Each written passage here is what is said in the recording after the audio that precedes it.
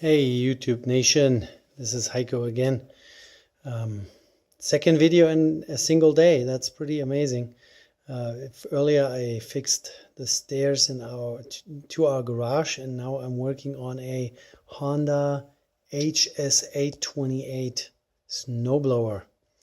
My coworker and friend Ted uses this thing in the Tahoe area when this guy dumps 6 feet of snow over a single night, and this is a nice snowblower. I mean, those things run, I don't know, $2,000 new, and so it's kind of an investment, and you want to take care of it so it serves you many years. And I mean, those Hondas are really much better than anything else. You know, all the Troy builds and Arians and MTDs and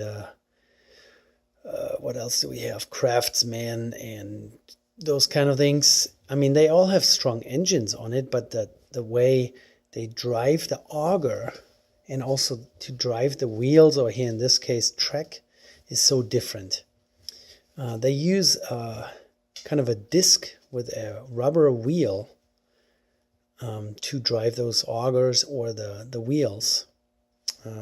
So it's kind of like a friction setup. You have a stainless steel or a steel plate, and then a little rubber wheel touches it, and depending on how far on the circumference of this steel disc the rubber touches, depends, and that kind of dictates how fast the snowblower is moving forward. And then the auger is usually just belt driven, just like here on this one. But the Honda actually has a hydrostatic drive, just like your lawn tractor. So, you know, it's much better drive. It doesn't stop pushing. It doesn't slip. It doesn't get dirty. The disc drive, you know, the disc drive that all those cheaper ones have. This one is a really nice snowblower. I don't know exactly what year this is. I haven't looked for. Doesn't matter really. It's a nice one.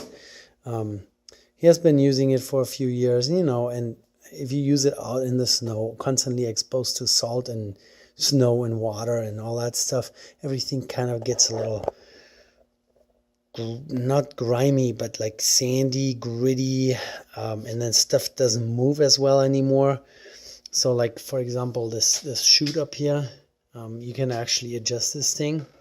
You know, there's a lever, and that was more or less stuck, and then it doesn't want to move anymore, and then eventually you will snap off the cables, because right here at the bottom of the lever is, you know, when the chute doesn't move, but you're moving the lever, you're just constantly doing this back and forth, and then it will snap off, and this stupid cable is $25, you know.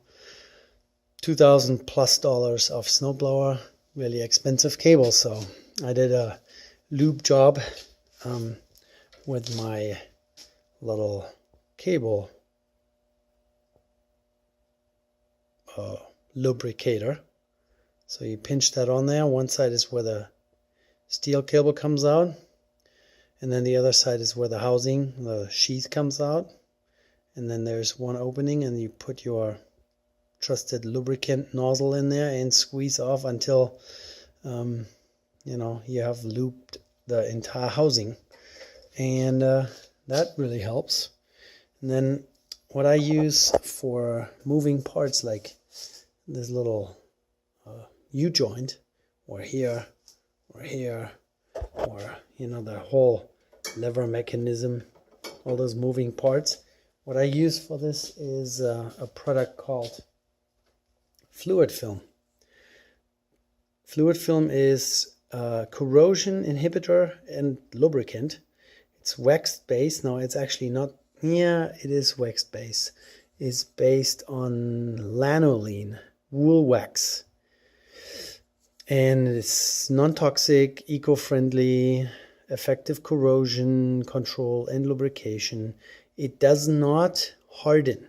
So It's tacky, smeary, slimy kind of, but it will not harden. It will not solidify.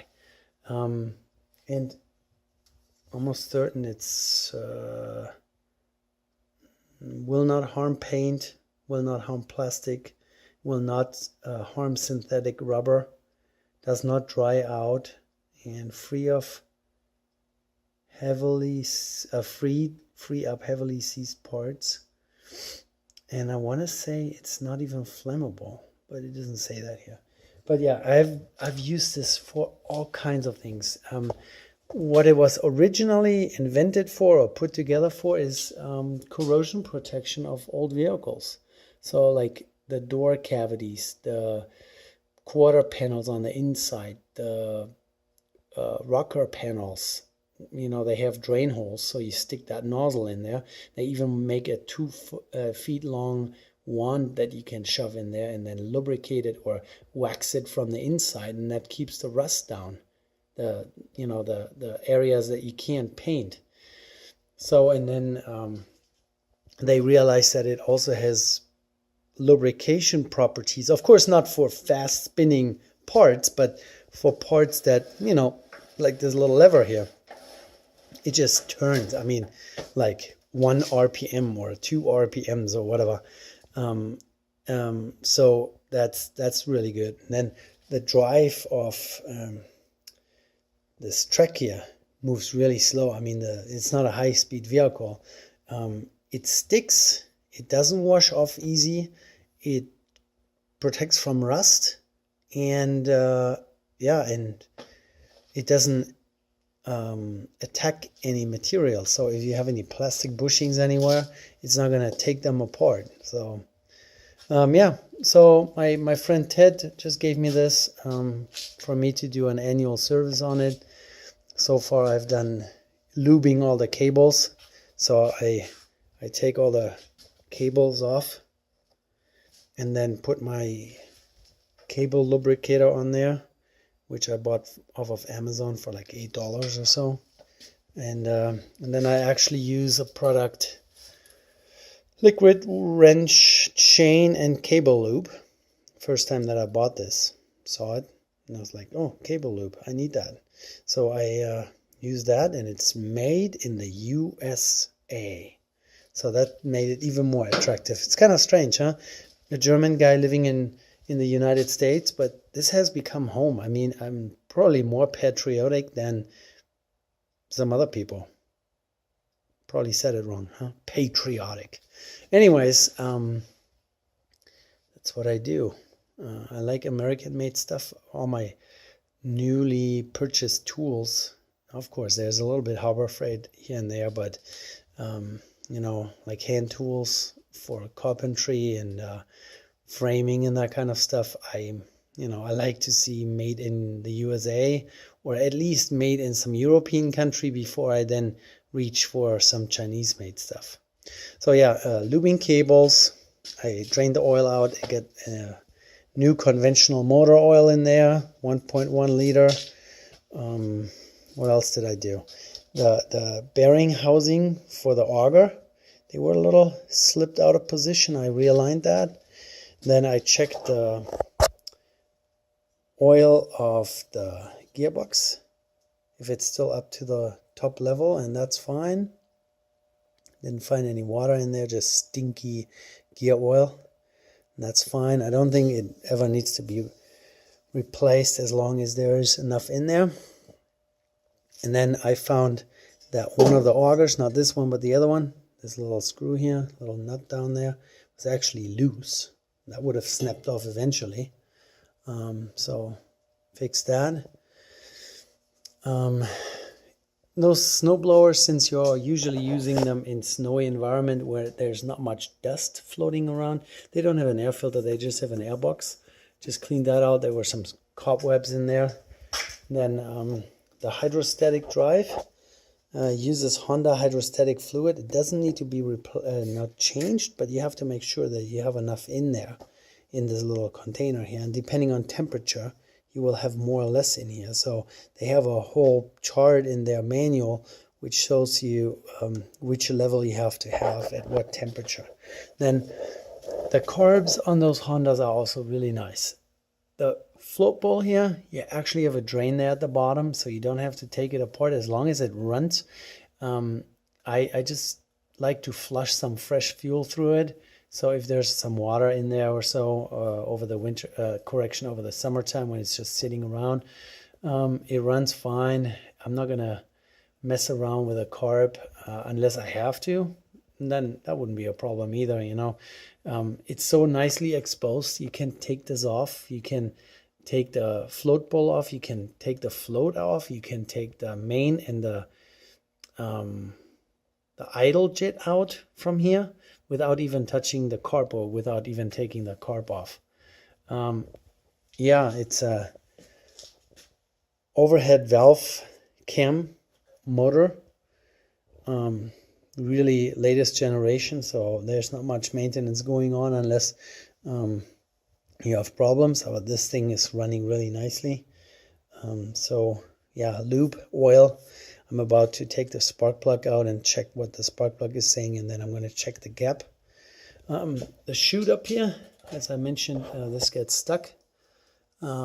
There's actually, Honda does that really well. This pin here, you can push it that way, and then it has a gap, and you can slide it out.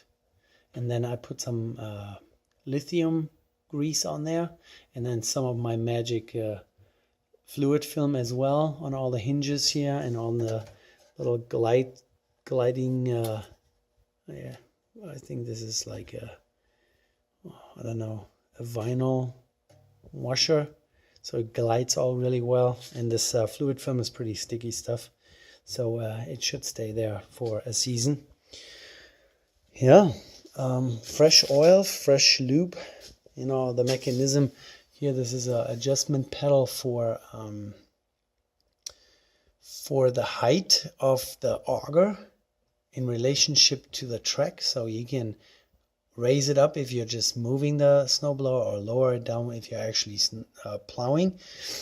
That has a lot of moving parts, and you know, the pedal and all the mechanism that got a good loop. And then once it's back on the floor here on the concrete in the garage, I'm going to adjust those sliders here. They have to be a certain distance from the ground. You actually have a low, middle, and high position. I will put it in the middle and then do all the adjustments. And then you have an adjustable scraper. I don't know if you guys can see that here. Let me turn on the light. This is the, oh there, this is the scraper.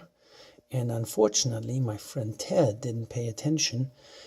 It's way too high. So as he was snow plowing probably the last season, the snow and the asphalt and the street, whatever, has already shaved off quite a bit of the material of the actual housing. So the scraper is replaceable. You need to adjust that to the proper height in accordance to the manual, so that is the wearing part, not the painted housing. But yeah, it's kind of hard to see. There's actually already a little bit of some buckling going on where the material has been bent over and stuff. So this scraper, that can be lowered down. I just noticed there's actually a bolt missing. Let's see if that's missing on the other side too. Oh yeah, it's missing here too. It's all metric. I have metric bolts and nuts available, so I'm just going to put a fresh one on there. That might be actually the reason why it was maybe adjusted and then bumping against some rocks or the pavement or whatever, it just pushed it back up. So yeah, this is the piece that you're supposed to sacrifice, scraping it along the asphalt, and not the housing itself. Here at the bottom, this has already been eaten away by the pavement here, the corner, and now here you can see it. So this is definitely not how it's supposed to be. That's why in the manual they say put it in the middle position and then adjust this to, I don't know, 8 millimeters from the ground.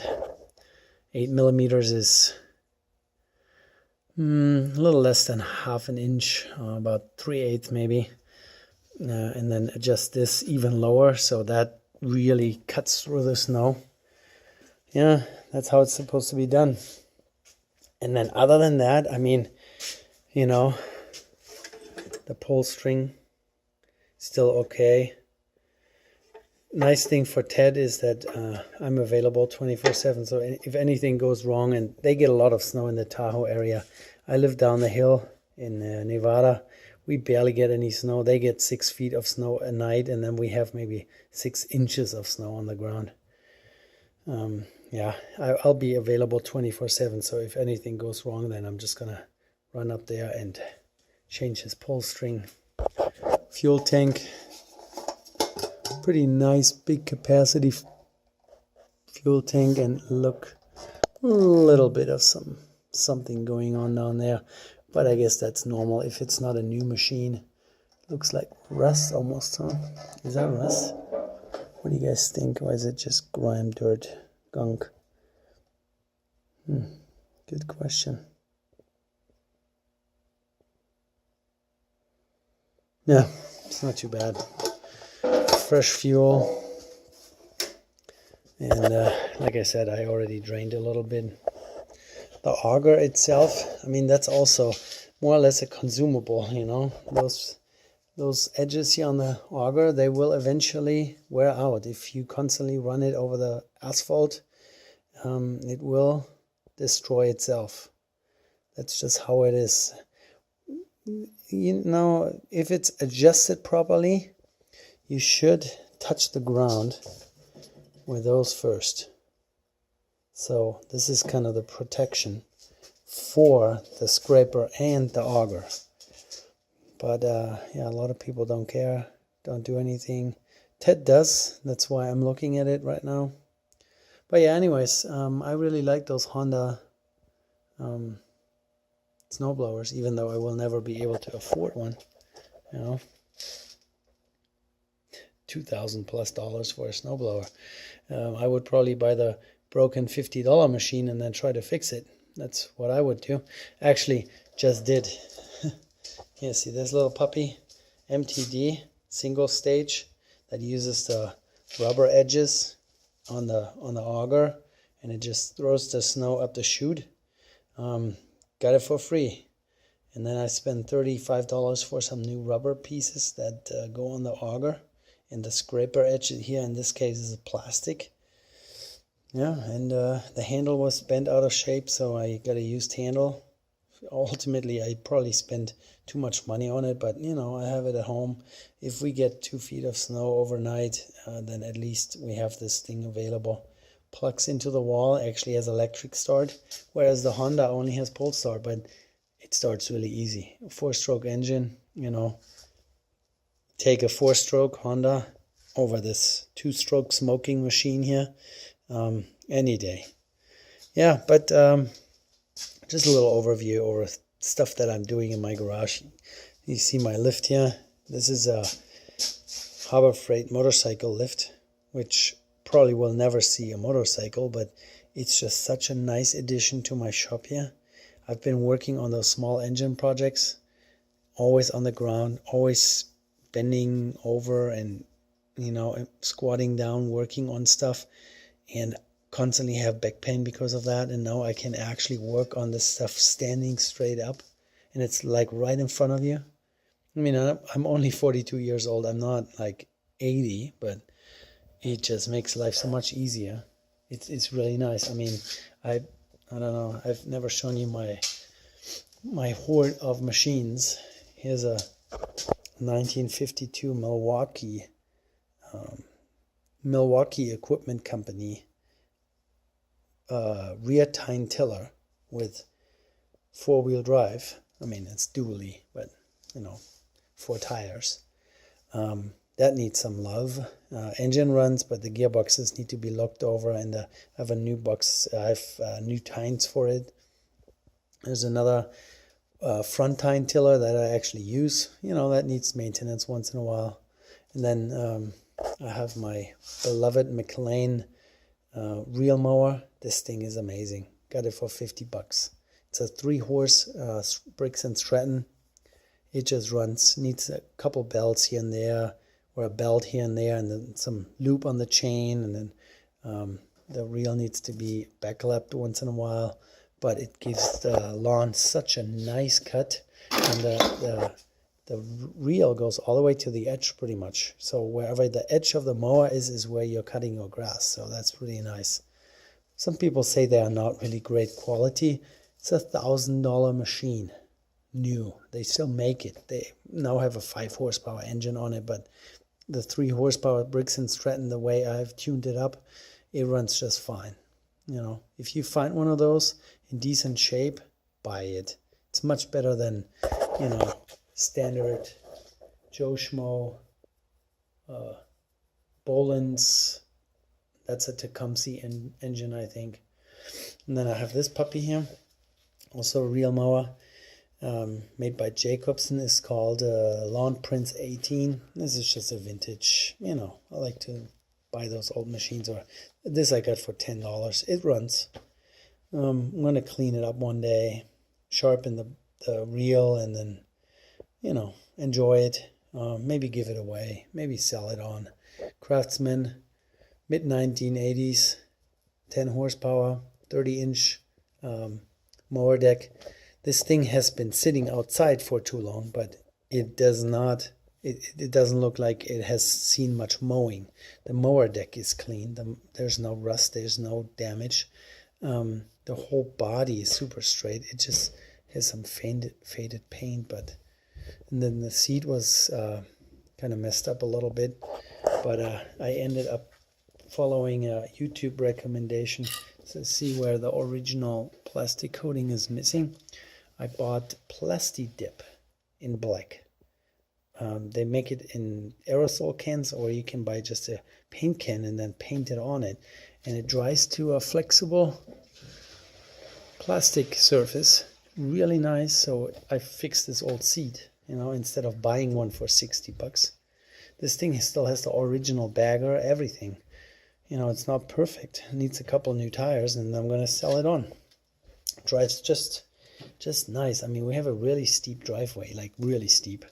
Put that in gear, me and a little kid on my lap, like we have 3 kids, you know, and they ride along. Goes up the driveway as if there's no hill, you know. Really, really nice. So always have some small engine projects. This still needs some love over winter. Get it ready for the next mowing season.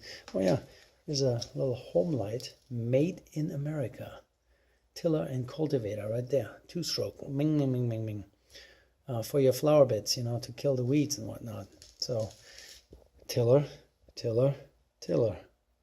A couple of mowers, another mower, another mower.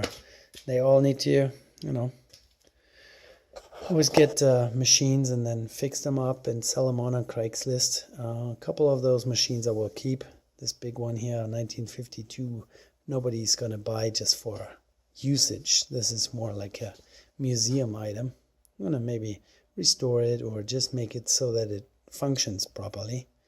And then we have a pretty strong tractor community, yeah, where they restore old tractors and old farm equipment. You know, maybe someone will be interested in this. And this is really used, mid-70s.